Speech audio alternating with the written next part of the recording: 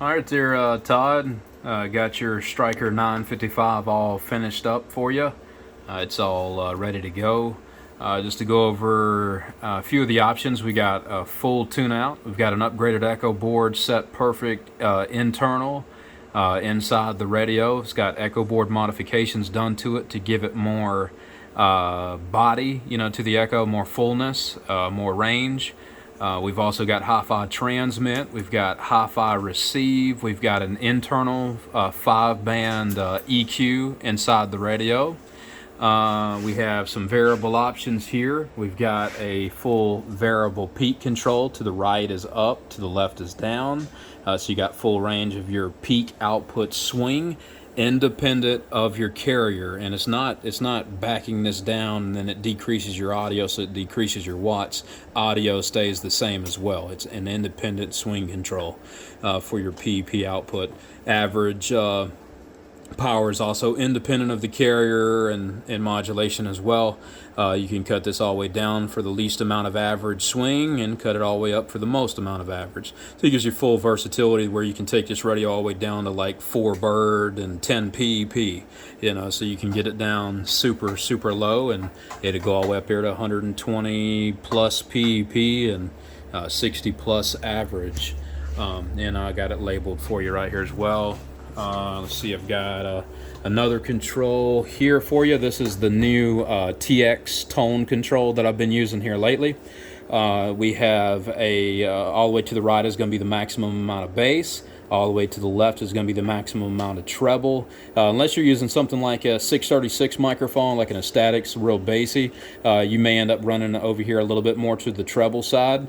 My suggestion is going to be somewhere close to the 3 o'clock position. Might be around 2 if your voice is a little bit more bassy, or it might be around 3:30 or so if your voice is a little more, you got a little more treble in your voice. But we'll keep it around the 3 o'clock or so for now.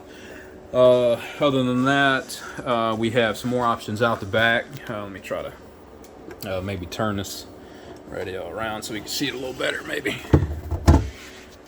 We have a MP3 with line level recording out the back. I'm going to send you with a cord for your MP3 with line level. It's a specific style cord that allows you to be able to record, not just play back. We've got an external S-meter hookup. You just plug a 3.5 millimeter connection into it and then back into your meter and it will work. We've got a Vfo Windup with a switch, so you just flip the switch up for the Vfo to come on, flip it down for it to go off, and that's got that for you. Other than that, I'm not sure if I'm missing any options. Hopefully not. If I am missing some of the options, I will correct it in the description. All right, so we'll go ahead and plug it in and see what we got.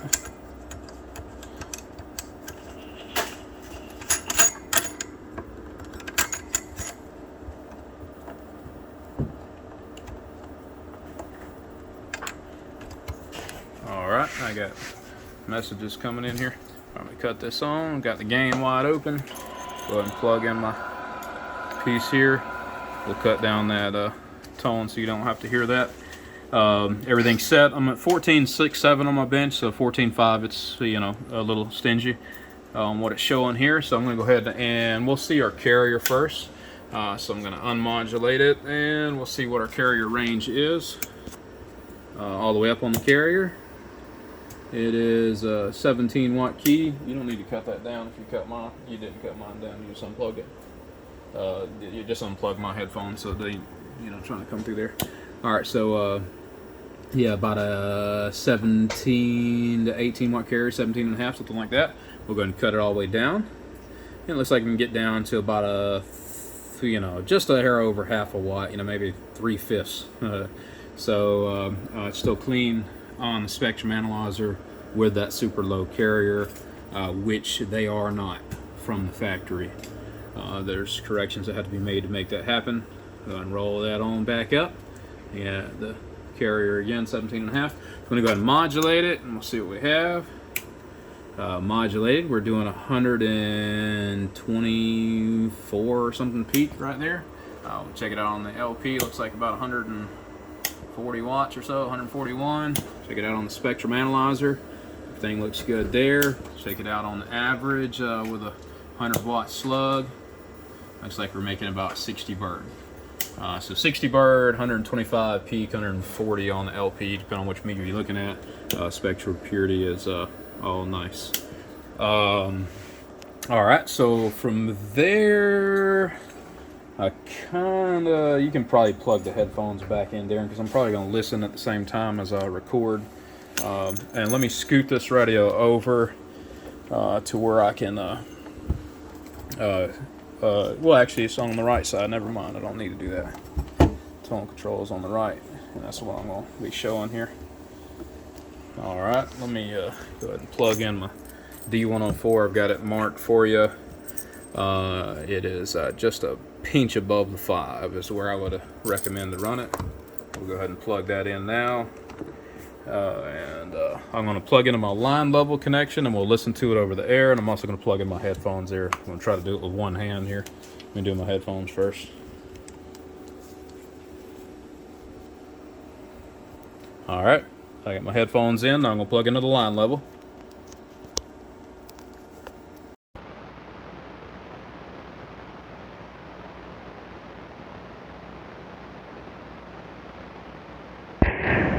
All right, I'm going to go ahead and start with the bass and the wide open position. Right here is how I'm running it, and you can hear how it sounds. Everything sounds good, you know, even with it all the way up here. The mic gains at about 3 o'clock. I left just a little bit of headroom, you know, just in case you go to run on a static 636 or something. But this is the handheld D104. I'm going to roll it back on the tone to add more treble. Hello, 1, 2, audio. We'll give it a little bit more right around in here. Hello, 1, 2. Looks like that's about the 3 o'clock position. I could try to roll it a little bit more. I'm going to get the phone held here. All right, so let me kind of roll back, and you can see it can get ridiculous on the treble. You know, all around in there. If you're a little more bassy on your voice, you could run at 12. With my own voice, I like somewhere around the 2 o'clock position or so here. Or you can go all the way down, you know, all the way up with the bass right there, and get a little bit of a heavier sound. If you want a little more punch, a little bit more dynamics, then you'll just kind of back it down and let the range flow. Hello, 1, 2, check 1, 2, breaker.